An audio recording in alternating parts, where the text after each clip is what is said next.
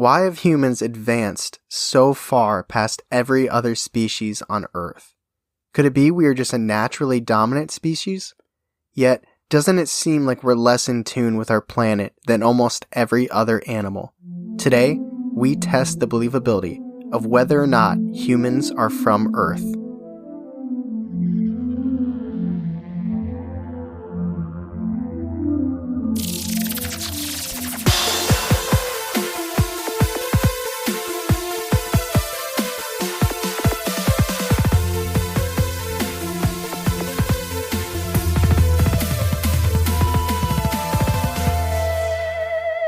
Welcome to Believing the Bizarre, Where we dive into the unknown and the unusual. and tell you whether or not we find it believable. That is right. I hope everybody's doing well. Hope everyone is healthy as we are gearing up for the strangest Christmas ever. Yeah, socially distant Christmas. Yeah. Santa Claus is not allowed to come in your house. Nope. And No if he chimneys. does, you gotta shoot him Gotta shoot him.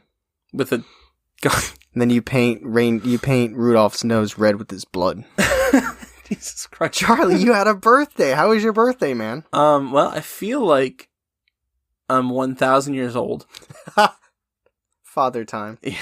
Actually, no, on the way here, I was like, my 30s are gonna be great. I'm gonna lose weight. I'm gonna make something out of myself. I'm gonna have a great career. It's gonna start when I'm 30. It's great. I know. I still got one more 20s birthday. So when people say happy birthday to me next year, it's going to be like a happy time. But when you say it, there's me at 31 and it's going to be like, it's kind of like a sad thing, isn't it?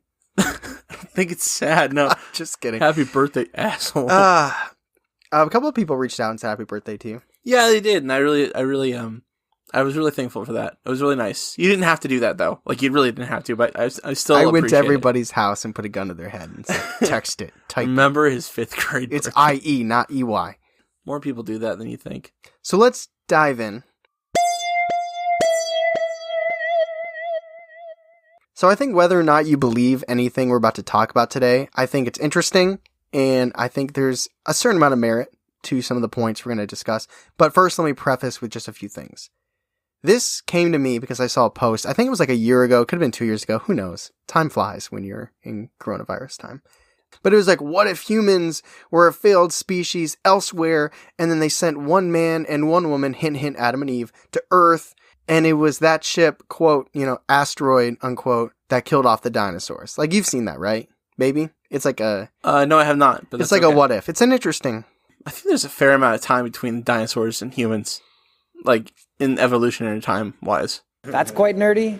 Okay. I'm not taking that. Right. I'm saying that was like the inspiration to look further into it. I'm not saying like this isn't going to be about Adam and Eve. Okay. Can I ask you something really quick? Yes. Okay, I didn't mean to throw off your flow. No, my second preface is that if you're adamant about religious beginnings, or if you believe in a natural Earth evolution, just enjoy the ride. Have a good time. That's me. It's all about me. Yeah. Do you know anything about A Hitchhiker's Guide to the Galaxy? Didn't watch it, didn't read it. Okay. Is it a book? Yes. Didn't There's read a it. series, actually. Oh, I didn't read any of them. One of the books, they go back in time, and they land on this ship, and they find out it's actually going to Earth, and it's all like the middle management people, where the people are from, hairdressers, and like they can afford a new car once every like 20 years. Yeah, it's like people that like they don't really need. They all told them they were going to go to this new planet. Yeah. And they're the only people that went. So they like just got them out of where they wanted them to be. So like they kept all like the lawyers and doctors, and they sent all these people to Earth. We're the descendants of those middle people. Oh, okay. Interesting. I think it's a funny theory. I'll let you tell your story. Okay. So here is the breakdown. Here's how it's going to go. We're going to look at potential evidence that explains why we could potentially not be from Earth. And then we're going to look at 2 theories. Let me just say this. There is a book by Dr. Ellis Silver. It's called Humans Are Not From Earth. Unfortunately, because of the timing of this and my own life schedule, I didn't get a chance to either buy it, order it, or read it. But I believe that a lot of the articles that I pulled from were loosely based on or were based on that book. So, if you don't want to search on the internet and you want to pick up a book about some of the stuff we're going to be talking about, I would recommend checking out Humans Are Not From Earth. It's probably a little biased based on the name. So, are you ready to dive in? Yeah, let's go. Let's go with the evidence first. So, let me ask you, Charlie. Here at Believing the Bizarre, what is our mantra? Quantity over quality. That is right. So, why stop now? We have 6 potential pieces of evidence that back up why human beings are not from Mother Earth. Man, I feel like we're missing a little bit. It's only 6. Well, there's more, but some of them is like, there's one there's one that's like, it's because we don't handle the sun well. Okay. And it's like, and that's actually not a terrible point. You'd think if we, that a lot of animals can sunbathe and be fine. And we sunbathe and we get cancer. But that's not in the discussion. So, evidence number 1, we are just too damn advanced. Going back to what I talked about in the intro, and to be honest, this is going to be a callback point for a lot of these. It's just, you can kind of tie everything back to it's just very odd how advanced we are. And let me be clear. One, I'm not being arrogant, and I'm not saying that we have better natural instincts than other animals. Because 1, that's not true, and 2, that's something I talk about later. I'm saying in terms of consciousness, society, culture, art, music, written history, social rules, technology, exploration. If you just consider technology alone, like cars, computers, boats, satellites, and what do we do with animals? Oh my God, my dog knows its name. Okay, I understand that. I mean, we're fascinated that apes can learn sign language, or that dolphins can recognize their own reflection in a mirror, which is dope, by the way. But who invented sign language? Who invented the mirror? And who invented names? Dogs don't have a name for other dogs, and if they do, we don't understand it. I do want to just counterpoint 2 things. Yes. I heard that there's a species of monkey in the Brazil that is entering their Stone Age right now. Interesting. Yeah. So they're using stones as tools. Like they're consistently teaching how to make stones as tools. So that's very interesting, and that follows into the evolution theory. But even if they're using stones as tools, that's not even close to us. No. Like, they're very far back still. Also, I heard that dolphins actually do have names for each other. Really? I heard that, yeah. Like, I was on Discovery or something. Interesting. I never heard that. I wonder... I'm gonna have to Google that. Yeah, but it's not like they can write them down. Well, they don't have hands or pencils. No, I mean, what is that? Squee? Squee! I can't even... That's one of the animals I cannot make a noise for. We're comparing these animals to human advancements. Like, bees have their own dances. Like, there are intricacies to animals and the other species. Again, I'm a huge advocate for animals, and I'm not saying that our species is superior in all aspects. I'm just saying specifically when it comes to advancements, there is nothing else on Earth like humans. I'll give you that. All right, cool. All right, number 2. We don't adapt to Earth. We make Earth adapt to us. If you think about it, most people that aren't on Naked and Afraid, we're not great at just embracing nature. Like, we don't just thrive in our natural habitat. Because what is our natural habitat? Whether it be a home, vehicles, RVs for traveling, heating, cooling, clothing, we don't just naturally chill on Earth. Now, you can argue that part of that is because we've migrated. Like, you would say, like, you find kangaroos here, you find Komodo dragons here, where maybe humans just branched too far out of where we're naturally supposed to be, and that's like, maybe humans aren't meant to be in Alaska, or humans aren't meant to be in Detroit. No one's meant to be in Detroit. Oh man, but you get what I'm saying? Like, yes, like other animals kind of stay in their own area. Maybe this doesn't work for us because we've branched too far out of where we're supposed to be. But we don't hibernate or just like deal with seasonal change. And speaking on that, kind of like a point I made previously, even though we're very advanced, we are not in tune with Earth. Like, we've developed satellites, we've developed radar, and obviously weather apps on our phone and the Weather Channel. Yeah. Local on the 8s. But animals, they can tell when a storm's coming. They can tell when a tsunami's coming. They can tell when an earthquake is going to happen. It's not just that they just have it in their bodies. They can sense the vibrations. Yeah. They can hear things. Like cows bunch up when there's a storm, right? I don't know. They bunch up when people are going to come and tip them over. I like cows a lot. But animals, they're able to exhibit this unusual behavior before these natural disasters or events are coming.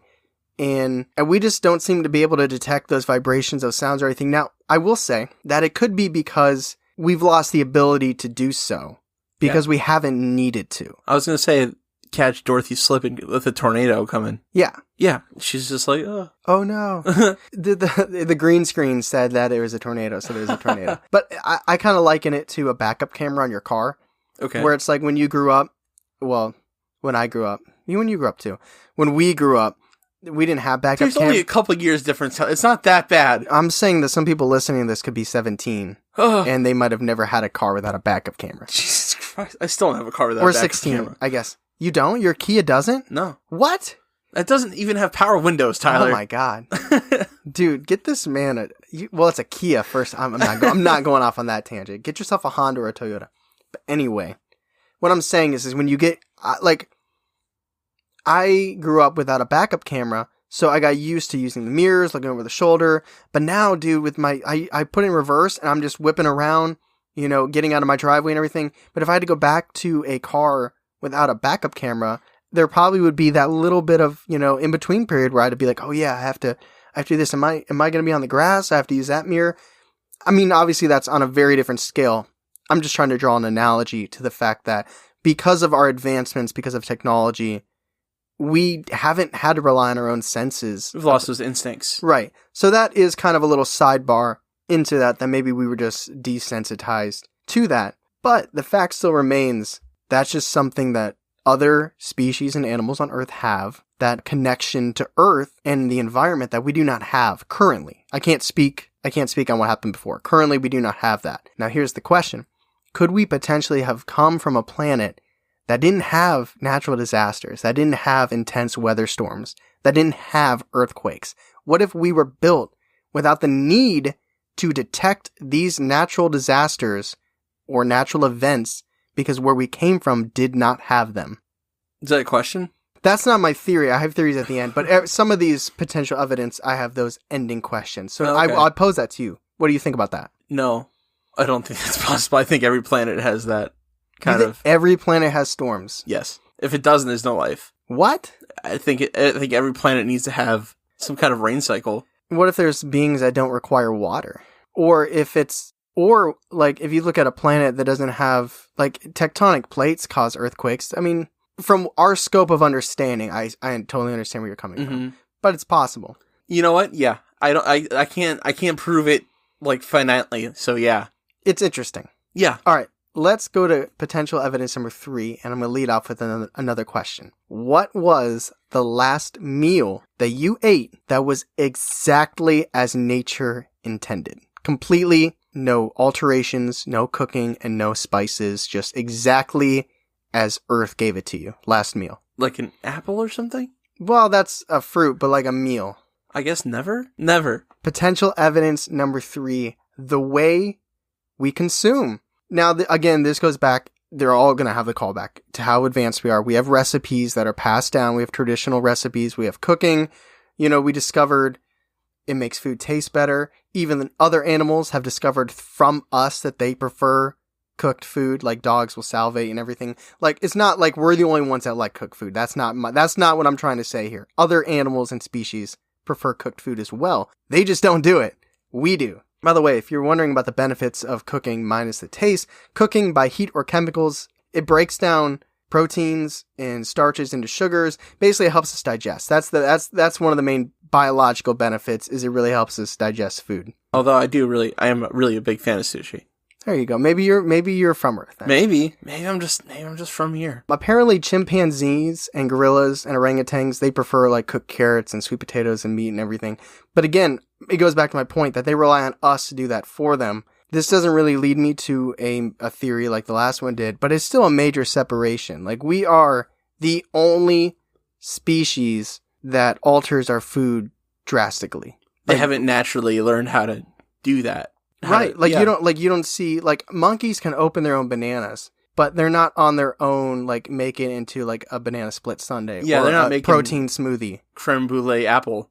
Right. And banana. But that also, again, that means that we use the kitchen accessories technology, a blender and stuff like that. But at the same time, they're not creating fire and cooking food. I would be interested to see if you created a fire and you gave a monkey or something like a piece of meat, raw meat, would they go over and cook it? I don't know if they would. I don't know. That's interesting. No theory attached to that one. I'm just saying it's a separation Potential evidence number 4, lack of natural predators and overpopulation. We are a very invasive species. Without a natural predator to keep us in check beyond our own stupidity and each other, which is sad, and we're not getting into that. Because we're the apex predator. Yeah. Apex. The top of the top. We're the 18. I don't know about me specifically. I'm not. No. No, I'm not. But so a simplified example of the ecosystem outside of humans keeping population in check. Think about this. Like, if you have an animal that is becoming saturated and it's killing off too much of their prey, their natural food supply is going to dwindle because 1, they're killing off too much of their prey, and 2, their population is growing too much that whatever food is left is too small. So they are naturally, it's kind of like a checks and balances system. Does that make sense? Yeah, like government. Yeah, it's just the wolves, right? On the other hand, we have a Starbucks and a McDonald's on every single corner. I kind of wish something would chase me to get to that McDonald's, like... Just to get the heart rate going? Yeah. Just to get a good pump in the veins? Like, oh, man, imagine if there was like a T-Rex that chased you everywhere you went. I've always thought of that 2002 spider movie, Eight-Legged Freaks. Like, imagine, because there's spiders that are huge, and they jumping, huge, like the size of this room. Or like a car. They're big. But it's like, we're very lucky to not have a natural predator. And we do kill each other. We are very curious, but a very stupid species at the same time. And we can get killed by a lion or a hippo. We die from other animals. But nobody's like, that is humans' main predator. You know what I mean? Yeah, there's nothing hunting us specifically. Right. You can walk outside and go about your day and not fear for your life unless you live in Detroit. I'm just kidding. We love you. This is off the cuff. I don't have any of that written down. Now, we have other resources that are disappearing, but food itself, 1, it's not disappearing for us. 2, there's no predators to keep us in check. We're growing. In the 90s, we had 5 billion people on Earth. Now we're up over 7 billion. Yep. Eventually, you're not going to be able to walk. It's just, Earth is going to be one packed elevator. I've actually heard this before. I don't know if it's true anymore or if it was ever true, but I heard that if you take the entire population of the Earth, you can fit it. It'd be tight, but you could fit it in Texas. I don't know. If that's the case, I hope I end up in Austin or Houston. I don't want to go to Texas. I'm just saying I heard that you could do that. Okay, but I don't know if I believe that theory. I believe that you heard it somewhere. Okay. All right. Potential evidence that humans are not from Earth. Number 5, we're bipedal. Humans are the only primates who are normally... Is it biped? If there's not bipedal, biped. Is it biped or bipede? I heard both. Bipedal, bipedal. But if it's just bipede, like B-I-P-E-D, biped? Biped. Humans only primates to walk on 2 feet. Oh, let's try that again, Sadie Cheeks. I want to go home. So due to the extra curve in our spine, it's pretty much like what stabilizes us in the upright position, as well as we got them shorter arms. So we, can humans crawl on all fours? Yes. Are we meant to do that? No. And let me be clear, bipedalism is not the ability to walk on 2 legs. Bears can do that. Yeah, bears can do it. Dogs can do it. There are animals that can walk on 2 legs. That's not what bipedalism is. The creature from the Great Dismal Swamp can do that? Yeah. William's story. Yeah. He can do that. But even if you can walk on 2 legs, if you're meant to walk on 4, you're still quadruped. Yeah. So let me get that out of the way. Because somebody was like, well, I've seen a black bear walk on 2 feet. So you're wrong. They can. And I'm not wrong. This is all true. This is all fact. But anyway, so a couple examples of animals that do walk on 2 feet but are not bipedal are black bears. They actually, apparently they have a very human-like strut when they walk on 2 feet. I've seen them. They look like they're going to a nice night at the theater. A little suit on. Yeah. Great apes. And the frilled dragon. I don't know what that is. Oh, it's a little lizard. Apparently it's sometimes called the Jesus lizard. It runs across water. Oh, as I say that and as you say that, totally makes sense. Although, have you seen a gorilla at the zoo walk around on two legs? No. Every time I go to the zoo and they're just chilling. Dude, I've seen... Oh, okay. Sidebar really quick. When I was a kid, I went to the zoo with a friend of mine and my mom. We waved little toys in front of the glass. This silverback gorilla charged the glass. It shook the room. It was the scariest thing I've ever seen in my life. Oh my God. I feel like everybody has one of those stories and they just chill. They just look at me. There's also another one where I walked by a baboon and he was just jacking it, looking at us. So that must not have been your 5th grade birthday party if there was another. No, it wasn't. There's also macropods, which are animals on two legs, but they have like the hopping motion. Like think your kangaroos and your wallabies. Like Rocco. Or, birds. So here's a thought. What if the majority of animals on Earth are quadrupeds because of Earth's unique gravity? Like, what if that center of gravity needs to be low? Because we got like from what I've read, we have like 15 pounds of pressure on every square inch of our body because of gravity. Like, that's why it's effort for us to stand up straight. And think about this. Earth, the majority of animals, species, quadruped, low center of gravity. Humans, standing erect, our spines, we get bad backs over time. Like, a hurt, bad back is a very common human ailment. What if we're naturally from a planet with much lower gravity or pressure of gravity? Can I be honest with you? Yeah. I might cut this, but this is the first one of your evidence. I'm like, that makes a lot of sense. The first one? This is the second to last. I know what it is. It's the first one that really got me. That makes a lot of sense. Okay, the sixth and final potential evidence for this podcast on why humans are not from Earth. Something I don't know much about at all. So this is going to be something you're going to have to speak on because I know nothing about this. Sure. Circadian rhythm. Sleep. Oh. I know I don't got it. Our sleep is naturally off about 30 minutes from a normal 24-hour day. And I'll explain. So the circadian rhythm is a natural internal process that regulates our sleeping and wake-up cycle. And basically, it's supposed to be tuned to a natural Earth day, like one revolution, 24 hours. It regulates our sleeping patterns. Like I said, from what I've heard. I don't know. I don't sleep.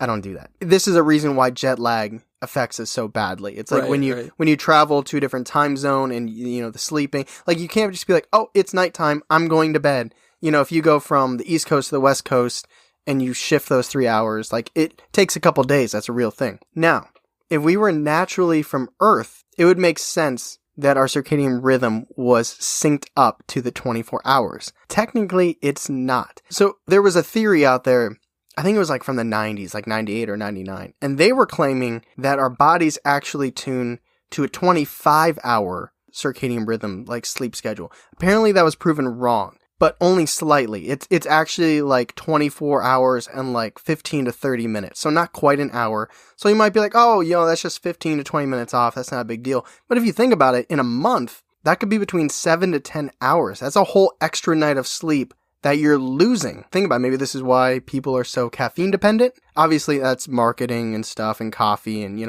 that plays on us as well. But what other animals need stimulants like that to function every day?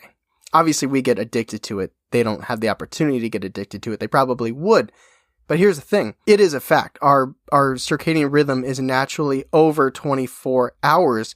So what if, my last little theory to you before I get to the big theories, what if we are naturally from a planet that's a little bit bigger, just a tiny bit bigger than Earth, with a little bit longer days than 24 hours? Why bigger? Because that would take longer for the sun. Oh, well, okay. Well, if the planet was bigger, then the gravity would be higher. Well, that goes against the other point. I'm just for this specific one, I'm saying that would make the days longer. It could be where it is in relation to the sun. That's what I think it would be, if any. Well, it would be a slower spin. That's all it would be, a slower spin. Yeah, I mean, it could affect the size as well. That would go against the other one, but these aren't all necessarily tied together. Right. These are kind of individual scopes on how we as humans vary so much from other species on our potentially home planet Earth. Man, these last two theories are really interesting. With your mind. Yeah. All right, are you ready for the theories? Yeah, let's go. All right, I'll ask you. I have them written out a certain way, but do you want the fun, crazy theory or do you want the scientific theory? I got two. Let's do the fun one first. Okay, here is the fun theory. Theory 1, Earth jail. We're being punished by the galaxy, or if we're not being punished, it's like a big galactic timeout. Basically, other societies in our universe banish us because of our violent and egotistical nature, and they put us on Earth. And the goal is that being on this primitive planet with other species that aren't incredibly advanced and aren't up to our level is that we kind of like a chill out. Like, we're not competing with other species. It gives us time to kind of understand how to grow, how to evolve, get the lay of the land, learn the hunter-gatherer. Kind of just, it's basically just a galactic timeout. Does the theory say who put us here? No. Okay. No. Just wondering. No, but it's also, and this kind of plays into the human zoo theory, which I'm not going to get into. I think that's a fun episode for another day. Okay. But it's kind of like, that's why we see UFOs, but they're not as much interacting with us. It's every time you see something like that, it's like they're from a distance. Like, they check in on us to see, have they grown? Have they adapted? Make sure we haven't nuked ourselves yet. Yeah, have they blown each other up? Are they still writing on the walls in crayon? You know, so it's basically up to us alone to solve our problems, and they're just kind of watching over us. I kind of like that. That's the fun one. I kind of like that a lot. That is the fun one. The other one's not as fun, but interesting. Okay. Have you ever heard of panspermia? Excuse me? Panspermia. No, I don't know what that is. So basically, this is the theory that life don't think like a person, think like bacteria or proteins or like, amino acids. Little stuff. Little tiny things. Okay. Things that you wouldn't believe 200 years ago until you had, I don't know when the microscope came out at Target. I don't know. I don't know. Whenever they, I'm getting off topic. The idea is that life, tiny, tiny bacterial life, gets trapped inside asteroids and comets and other things basically space debris. So here's how it goes down. If you have two planets collide, if you have a comet collide with a planet, an asteroid, comet's a meteorite. If there's a collision in space, that's going to cause space debris to eject and fly out throughout the universe, trapping life on said space debris. Now, you would think that space would just neutralize anything attached to those space debris rocks or whatever you want to call it. But surprisingly, there's these things called extremophiles. I think I'm saying that right, extremophiles. And they actually can remain dormant until an ecosystem becomes more inhabitable. Apparently, it's like radioactive heat along with potential water inside the space debris that can keep it alive and functioning in like a dormant, frozen state in space until it lands on a planet, and then at that I'm pulling stuff out. Microbiology, on a biological bacterial level, they can start growing, which falls into the idea of evolution. Now, let me be clear though. This isn't a how life began theory. This is a how life gets distributed theory. It's not saying this is how life came to be in our universe. This is saying how life from one planet could get to another planet. That was a theory I've heard before about Earth, and that's a theory I've thought I bought it. I understand. You didn't know it's called panspermia? I didn't know it was called that, no. They actually, I don't know if this is true. I don't know if any of this is true. There's a lot of scientists that actually believe that a lot of Earth's water was brought here from comets, and like creating the oceans and like the valleys and stuff was because like, they're made of ice. The collision, and then the water. And it's interesting. I didn't find anything about this, but it's like the comparison of the fresh water versus the salt water. It's just interesting that maybe that could have came from two different sources, two different types of comets and things like that. And then divided amongst themselves. Or you guys stay over there. Yeah, right. And we're going to go to Detroit. Is that Superior? Lake Superior? Or is that Ontario? Which one's by Michigan? Like, not Lake Michigan. Is it Lake Michigan? It's on the bottom of it. We got Lake Erie over here. It's tiny. It's tiny. It ain't much, but it's honest water. So one final thing that I want to say, it's from this article I found online called Helix. I'm gonna read it word for word instead of putting my own words. So here's something to back up the panspermia. So here's the quote. One argument that supports the panspermia theory is the emergence of life soon after the heavy bombardment period of Earth, between 4 and 3.8 billion years ago. During this period, researchers believe that Earth endured an extended and very powerful series of meteor showers. However, the earliest evidence for life on Earth suggests it was present some 3.8 billion years ago, overlapping with this bombardment phase. So they're saying that the first time, unquote, that human life has been recorded on Earth was around the same time as these asteroid showers. So that just backs again that we could have came to Earth on an asteroid. End scene. Cool. And those are the two theories. Let's go to the discussion. Okay, so we had 6 potential evidence ideas, 2 of which seem to resonate with you, and the 2 theories. You don't have to, obviously I'm not asking for your rating yet, but where's your mind at? What are you thinking? I mean, this is such a fun topic, but I think it really falls into a place of science where it makes a lot of sense for me. Yeah, it's kind of like you're able to take your own observations from what you see in your day-to-day life with other animals and then back it up with a couple of science, I don't want to say theories / hypotheses. Did I ever tell you this? If I hadn't been a theater major, I definitely would have done biology. Ew. I'm weirdly good at biology. You probably would be a little happier right now if you'd have done that. Yeah. Your improv wouldn't be as good, though. That's true. My improv would be probably lackluster. Yeah, so thank God for the podcast that you were a theater major. So what major questions do you have, or rebuttals? So the biggest one I'm thinking about right now is you're talking about the evolution, how humans maybe evolved on a different place where the gravity wasn't as high, so their spines. Humans get back problems. That's fact. What I understand from 10th grade biology and my biology teacher, Dude, Mr. Summers. How many years ago were you in 10th grade? I don't want to talk about that. That's something I don't want to talk about. But I remember talking about how humans are not completely evolved to be bipedal yet. Really? Like, well, we are getting taller as a species. I don't know what that has to do with anything. Like our spine? No, like the hip joints and the spine are not completely 100% evolved to be completely bipedal yet. Like, mostly, obviously, we still are. Hopefully my kids then can enjoy a good hip. Maybe. But that's what I remember, and that's the reason for that. That would be the earthly reason for why that we still have bad backs. But it's still striking that pretty much no other animal walks bipedal.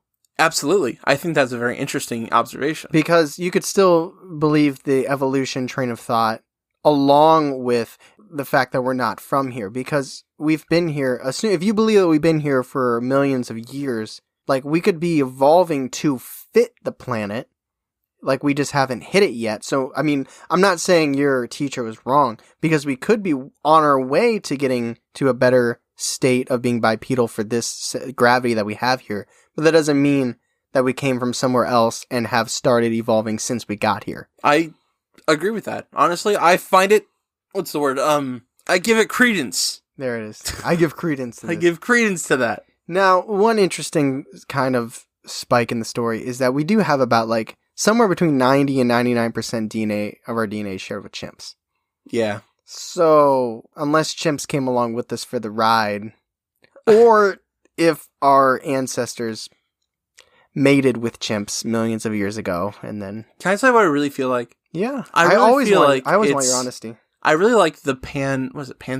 Panspermia. I like the panspermia theory. Is that Greek or Latin for yeah, theory? It's Latin. The panspermia theory, I like that a lot, except it's not just humans, it's everything. So you like the idea, but then that kind of goes against the whole point of, like, the way that we're drawing... I'm not saying you're wrong. You're wrong.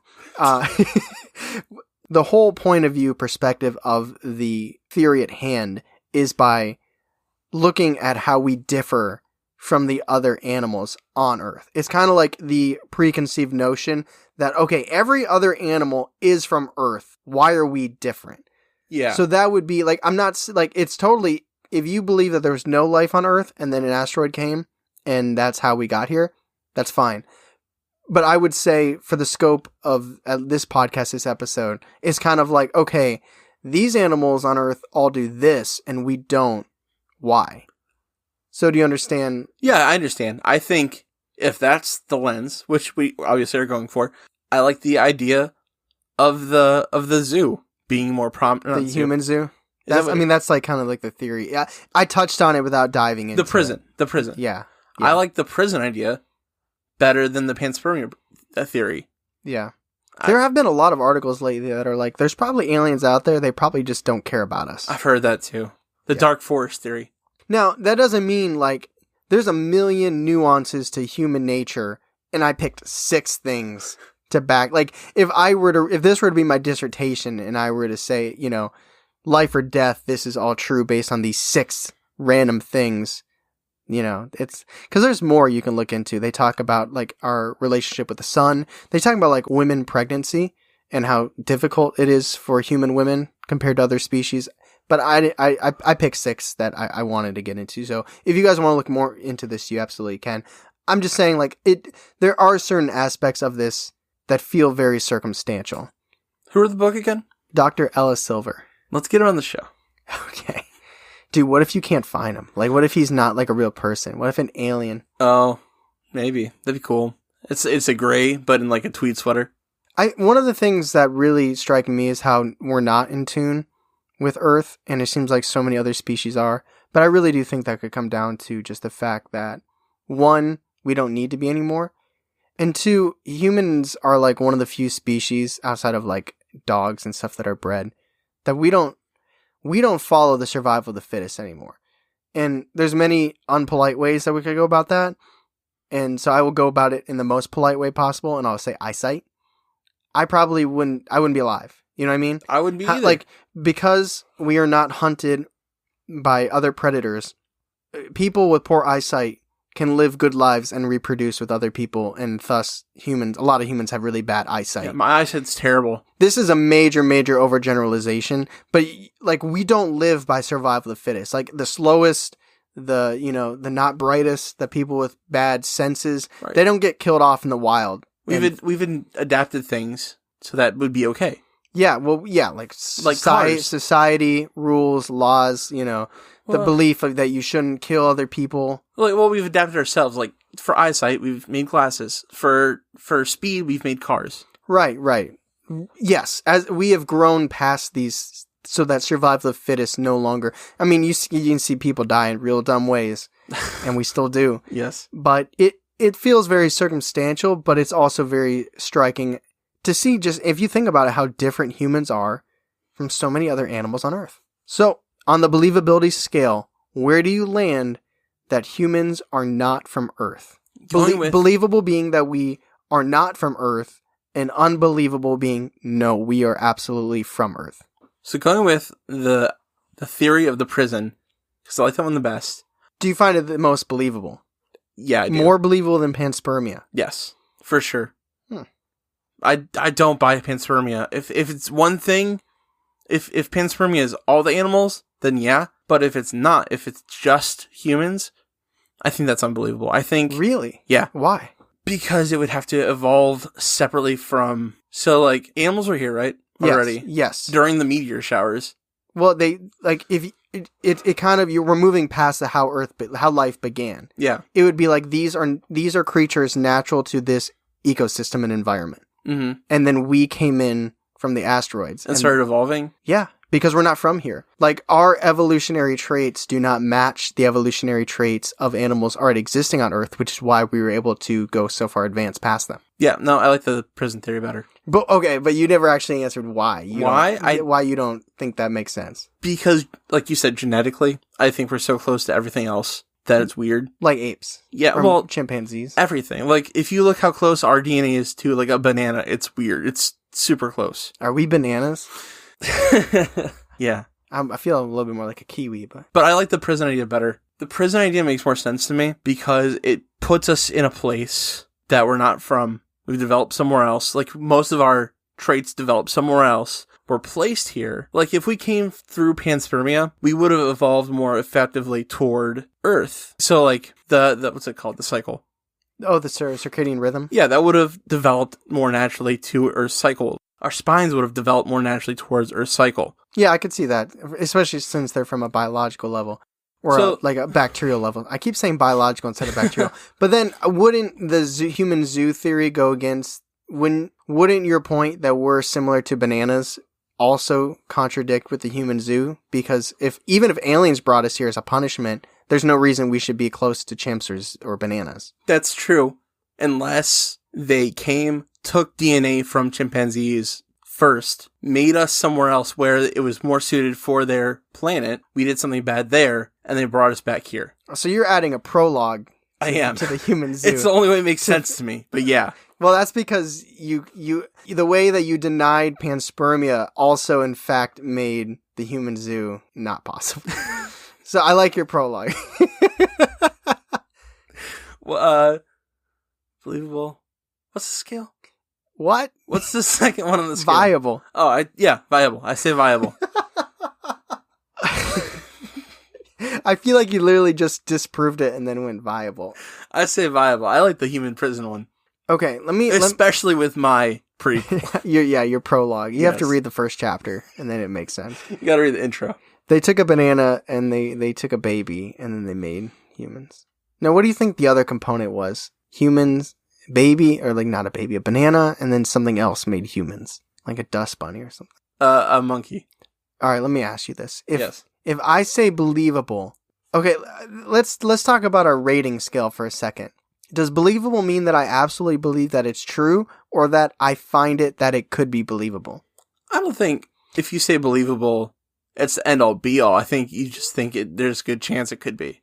Oh yes, like the fact that it could be believable. Like there's no way that I could ever say that this is true. There's no way I could say there's no way I could know whether or not it's true. But I absolutely believe that it could be true because we're very similar. We are very, very similar. But I actually like what you said about how we were bacteria, and if you believe that panspermia, that we were bacteria, and we kind of like grew into the planet, and that's maybe how we have shared DNA with other creatures and fruit, apparently, on Earth. There's even a lot of people in our DMs like, what are you guys talking about? But I don't care. I think it's interesting. I think we're very different. I'm not saying it's true, but I could see it being true. I'm actually going to say believable. That's awesome. I applaud you, honestly. Thank you. Thank you.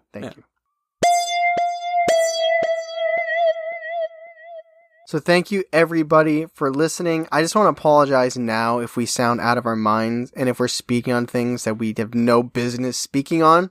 We're not experts. We're just tossing ideas around. We're like mental cornhole, just trying to find the hole. That is the most Ohio thing I've ever f***ing heard. Right in a cornfield, watching some Buckeye football. I can't stand college football. I don't like it either.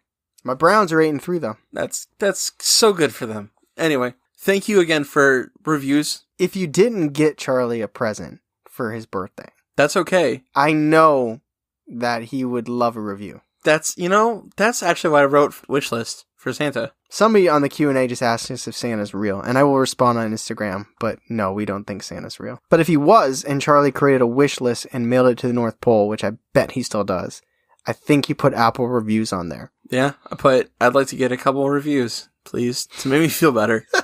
So if anybody would like to leave a Apple review, we would love that. It would help us grow.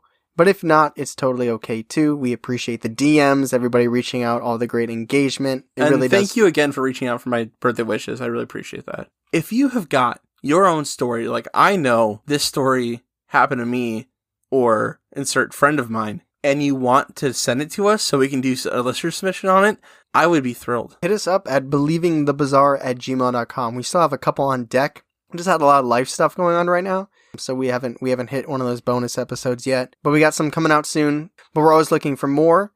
So again, if you have a personal paranormal experience or somebody close to you, hit us up at believingthebazaar@gmail.com or go to our website, www.believingthebazaar.com, and go to submit your experience and send it that way if you'd like. And we will turn your personal experience into an episode so other people can judge you. And that's going to be exciting, right? Judgment. Everybody loves judgment. Yeah, I like putting the sound effects in your own story. Judgment Day. Yeah, you know what? Let me just say, the listener submission episodes are always some of my favorite. They just have this this real grittiness to them, and they're always the creepiest / most scariest. There is always just like a fear, like this happened to somebody. Yeah, it's like, we got Fresno night crawlers creeping across Jose's yard. It's like, okay, this person saw a shadow person staring at him with little beady eyes. Terrifying. Yeah, or the girl from Paper Magic. Mm-mm. Oh god, with that one so creeps me out. Spooky stuff. Episode 9, I think. Anyway, thank you everybody so much for listening. As always, I am Tyler. And I'm Charlie. And catch us next week on Believing the Bazaar, a podcast as bizarre as you are.